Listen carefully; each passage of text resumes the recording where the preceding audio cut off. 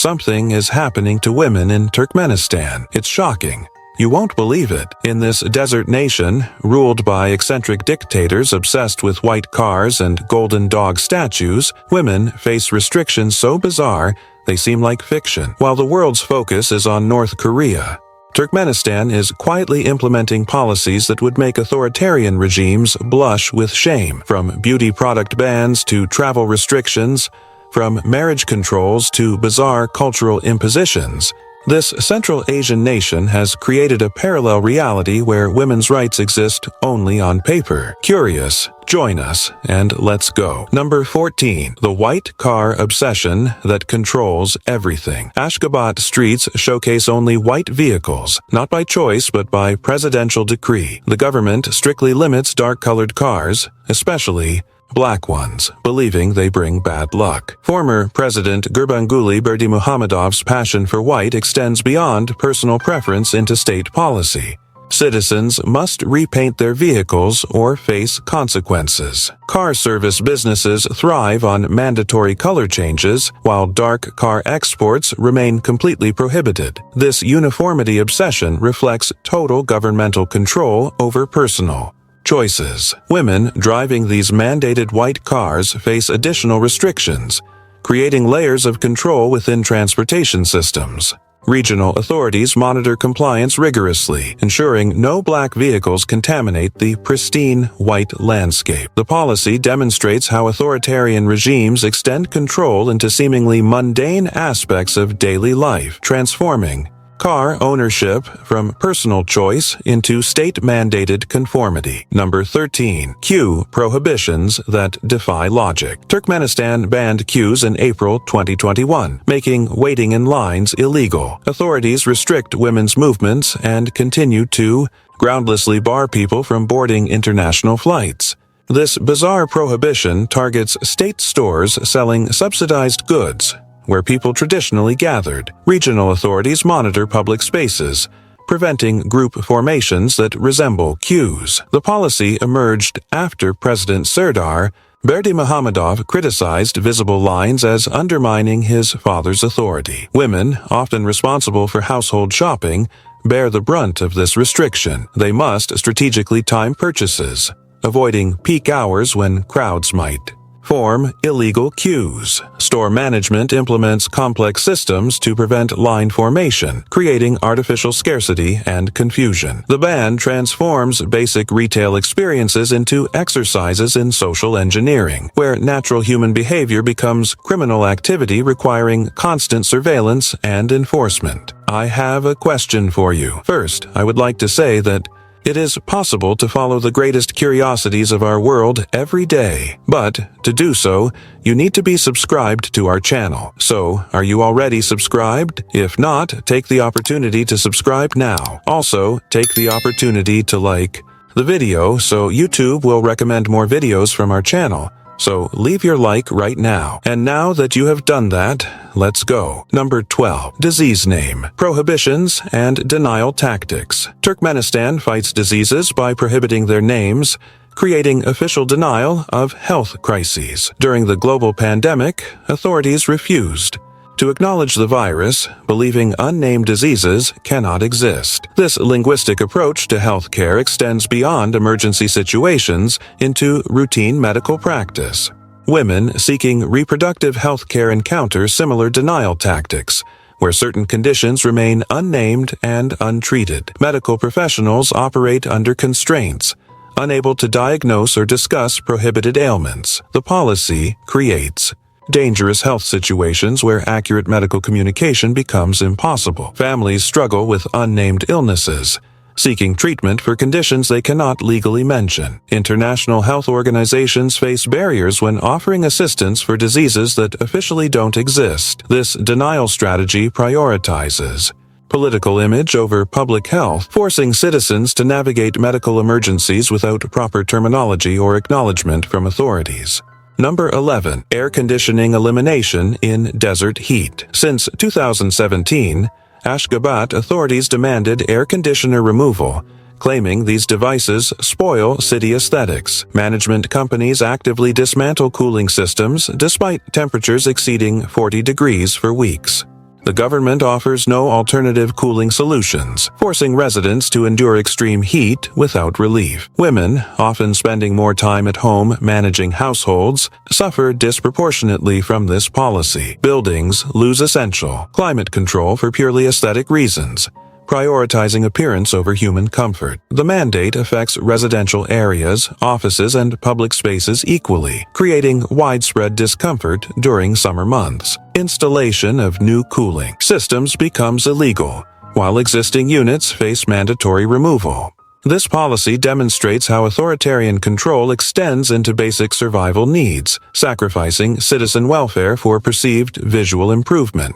International visitors express shock at indoor temperatures that make normal activities impossible during peak summer periods. Number 10. Beauty service bans and appearance control. The government's restrictions on women's appearance amount to a virtual ban on beauty services including eyelash extensions, nail treatments, hair dyeing, eyebrow microblading, lip fillers, and cosmetic procedures. Women face employment consequences and financial penalties for violating appearance regulations. Beauty salons operate underground, risking closure and prosecution for providing banned services.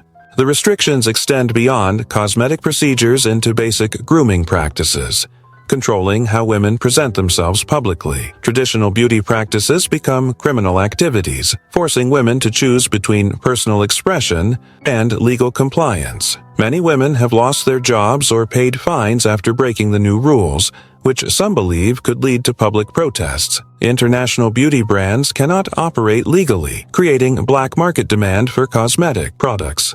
The policy transforms female self-expression into acts of rebellion, where basic grooming becomes a political statement against state control. Number 9. Male driver and female passenger restrictions. Male drivers of private cars are no longer allowed to have non-family female passengers, and women may not ride in the front seat of a car. Traffic police demand proof of family relationships between male drivers and female passengers through documentation verification. The Balkan region implemented even stricter rules, prohibiting women from front seat occupancy regardless of relationship status. Violations result in $2,000 fines, even when transporting relatives. After 8 p.m., male drivers cannot transport any women, forcing females to remain home during evening hours. These restrictions severely limit women's mobility and economic opportunities, creating dependency on male family members for transportation. Taxi services face operational challenges, unable to serve female customers during certain hours or seating arrangements. The policy effectively segregates transportation by gender, reminiscent of historical apartheid systems, but targeting women specifically through mobility restrictions. Number 7. Gray hair requirements for government officials. Government officials must display gray hair proudly, with black hair dyeing prohibited for men in positions of authority. Officials lacking natural gray hair receive instructions to artificially add white strands to their hairstyles. This policy emerged after President Gurbanguly Berdimuhamedov, who dyed his own gray hair dark, demanded subordinates hide aging signs while preventing other men from appearing younger than the president. The restriction creates bizarre workplace appearance standards where artificial aging becomes mandatory for career advancement. Women in government positions face similar appearance controls, though focused on different aspects of personal presentation. Hair salons adapt services to help officials comply with gray hair mandates while risking penalties for providing prohibited coloring services. The policy demonstrates how personal insecurities of leadership translate into official state policy, affecting thousands of government employees who must artificially age their appearance to maintain employment status. Number 6. Single presidential photo authorization. Only one officially approved photograph of the president appears in all media, street banners, and newspaper publications throughout Turkmenistan. This rule eliminates improvisation or choice regarding presidential imagery, creating uniform visual representation across all platforms.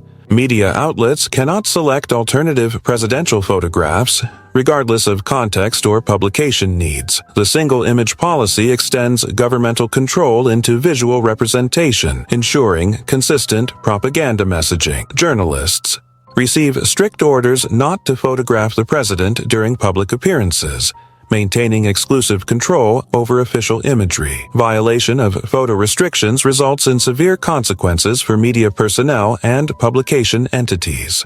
The policy creates surreal visual uniformity where the same presidential image appears repeatedly across diverse contexts, from ceremonial events to policy announcements, creating an artificial sense of omnipresence while limiting authentic documentation of leadership activities and public appearances. Number 5. Domestic violence statistics and hidden realities. In Turkmenistan, gender-based violence is visible as there are minimal protections for domestic violence victim survivors. UN Population Fund reports indicate 12% of Turkmen women experience physical or sexual violence from intimate partners, significantly lower than the global average of 35%. However, committee experts raised questions about measures to prevent domestic violence and exploitation of women laborers. Human rights activists express concern that actual statistics may be much higher due to the country's tendency to underreport and hide such data. The 2020 study, published only in 2021, received funding from the Turkmen government alongside UN and European Union support. Domestic violence remains underreported due to social stigma and limited legal protections for survivors. Women face barriers accessing justice systems, with authorities often dismissing abuse complaints or pressuring victims to reconcile with abusers rather than prosecuting perpetrators. Number 4. Golf origins rewritten through presidential decree. According to official government statements, Turkmenistan invented golf through an ancient game called chilik, which supposedly predates modern golf by centuries. The president claims international golf stole its basic rules from this traditional Turkmen sport, making his country the true birthplace of the game. This historical revision serves to elevate Turkmenistan's cultural importance while diminishing other nations' contributions to sports development. Government historians now teach this version in schools, despite lack of archaeological or historical evidence supporting these claims. The president promotes golf as beneficial for physical development, strategic thinking, and national health improvement. However, ordinary citizens find golf completely foreign and inaccessible, with no public courses or equipment available for general use. Only government officials and their families can access golf facilities, creating another layer of elite privilege. The sport remains something most Turkmen people cannot understand or participate in, making the historical claims seem even more disconnected from reality. This cultural appropriation of golf represents the government's broader pattern of rewriting history to enhance national prestige. The policy forces educators to teach false historical narratives while preventing citizens from experiencing the sport their country supposedly invented. Number 3. Golden Dog Monuments overshadow human needs. A 6-meter golden statue of an alibi dog dominates Ashgabat's landscape, complete with a video screen showing clips of these majestic animals. Former President Berdimuhamedov personally initiated this monument project to honor the courage and loyalty of Turkmen dogs. The elaborate structure cost millions, while basic human services remain underfunded throughout the country. The president's obsession with alibi dogs extended to gifting puppies to world leaders like Vladimir Putin and Dmitry Medvedev. He wrote books and songs dedicated to these dogs, apparently showing more affection for animals than for women's rights. The monument attracts significant public attention, though citizens cannot openly criticize its cost or purpose. Video content for the screen requires constant updates, employing people to create dog-focused entertainment while journalism remains heavily censored. The statue represents the government's skewed priorities, investing in animal worship while restricting human freedoms. Local residents must walk past this expensive tribute to dogs while facing shortages of basic necessities.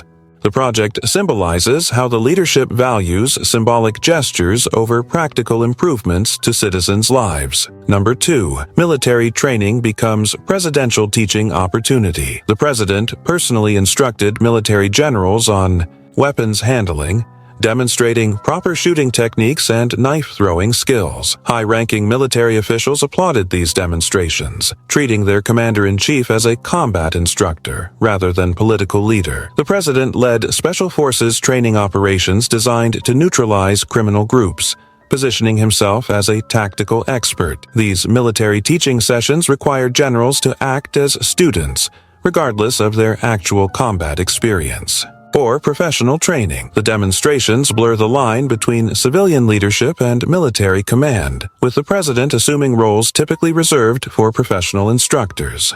Military protocols must accommodate these presidential teaching moments, disrupting normal training schedules and procedures. Officers cannot question the president's tactical advice or suggest alternative approaches, creating potential problems. For actual military operations, the teaching sessions become elaborate performances rather than genuine military training, with cameras documenting every presidential instruction. This military involvement represents another area where presidential ego supersedes professional expertise and institutional boundaries. The policy forces experienced military leaders to pretend their political leader possesses superior combat knowledge and tactical skills. Number 1. Musical compositions become presidential cultural legacy. The president writes both lyrics and music for songs celebrating Turkmenistan, with his grandson collaborating on musical arrangements. These presidential compositions receive extensive airplay on state television and radio, becoming unofficial national anthems. The song "Sport in Turkmenistan" exemplifies this musical output, performed by professional ensembles at government-sponsored concerts. Television viewers regularly see music videos featuring presidential performances, including updated versions of Soviet-era songs. The president's musical activities consume significant state resources while actual cultural artists face restrictions and censorship. Professional musicians must perform presidential compositions enthusiastically, regardless of their artistic merit or personal preferences. Music education in schools now includes presidential songs alongside traditional Turkmen folk music, reshaping cultural curriculum around political leadership. The musical legacy creates another dimension of personality cult, extending presidential influence into artistic expression and cultural identity. Recording studios and television production facilities prioritize presidential musical projects over other cultural content. These musical activities demonstrate how political power can override artistic talent and cultural authenticity in authoritarian systems. Are you seeing this video that is appearing on the screen? Click on it because I have set it aside, especially for you to watch. If you like this video, I'm sure you'll like our recommendation. Well, that's it, and until next time, Curious One.